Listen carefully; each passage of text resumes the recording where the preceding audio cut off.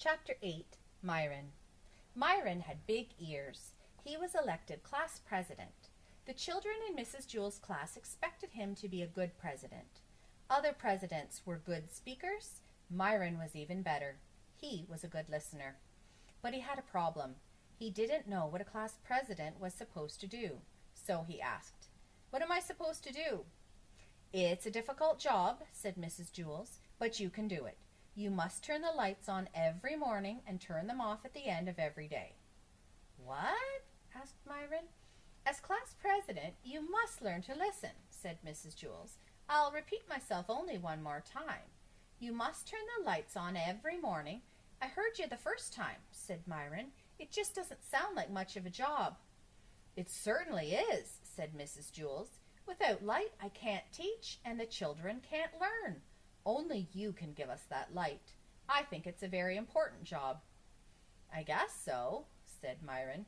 He wasn't convinced.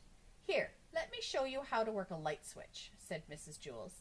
"I already know how," said Myron. "I've been turning lights on and off all my life." "Very good," said Mrs. Jewells. "You'll make a fine president." Myron wanted to be the best president ever, but it was such an easy job, he thought, that anybody could do it. When school let out that day, Myron stayed behind. He turned out the lights by flicking the switch down. "Excellent," said Mrs. Jewells. On his way home, Myron heard a horrible noise. First there was loud screeching, then a sharp squeal, a roaring engine, and then the very faint sound of a girl crying. Myron ran to see what had happened. Dana was bent over in the middle of the road. "What's the matter?" asked Myron. "My dog, Pugsy, was hit by a car," Dana cried. "Who did it?" asked Myron. "I don't know," Dana sobbed. "They sped away." "Well, that's not important," said Myron. "We've got to try to save Pugsy." Pugsy lay unconscious in the street. Myron carefully picked her up and carried her 2 miles to the vet. Dana cried at his side. "Don't worry, Dana," said Myron. "She'll be all right." But he really wasn't so sure. He gave Pugsy to the vet, walked Dana home, then walked himself home. Dana was so upset that she forgot to thank him. Myron didn't mind. He thought that was what being a class president was all about. The next morning, before he went to school, Myron went to Dana's house. Pugsy was there. She seemed all right.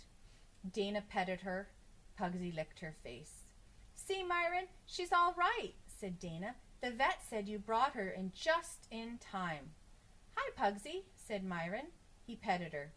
Pugsy bit his hand. "I guess she doesn't know you," said Dana. "She was unconscious yesterday when you saved her life." Dana's mother put some medicine and a Band-Aid on Myron's hand. Then she drove the children to school. They were late. They ran up the stairs to Mrs. Jewell's class. The room was completely dark.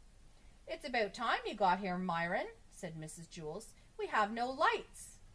"Why didn't someone else turn them on?" asked Myron. "Because you're class president," said Mrs. Jewells. "Show Stephen how to work the lights. From now on, he will be class president." Myron showed Stephen how to turn on the lights. He flicked the switch up. At the end of the day, Myron showed Stephen how to turn the lights off. He flicked the switch down. After a week, Stephen finally caught on. He made a good president. The lights were on every morning. Myron, who was president for only a day, was the best president in the history of Wayside School. It was just that nobody knew it.